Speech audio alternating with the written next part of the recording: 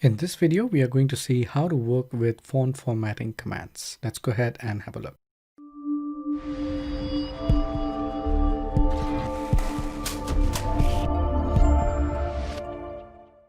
So here we are in our monthly budget example.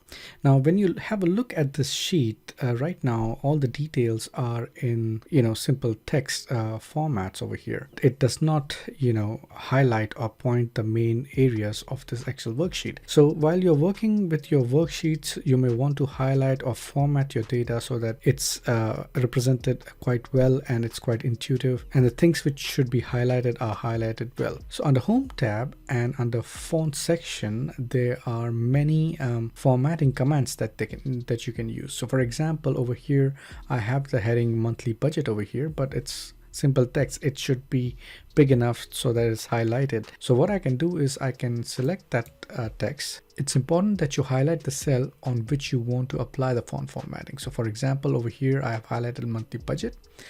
And over here, let's say I see there are so many fonts that you can choose from. And now I would recommend you not to go overboard. Just keep it simple but effective, right? That's the main idea. So let's just keep the font as Calibri over here, but let me increase the font size. So maybe I can make it to 24, and I can also make it a little bold over here. Right, so now it highlights that this particular data which is represented is for monthly budget. Well, I have the data over here, but maybe I should highlight the headings over here. So if I just make it a little bold over here, maybe change colors if you want. You can choose various options.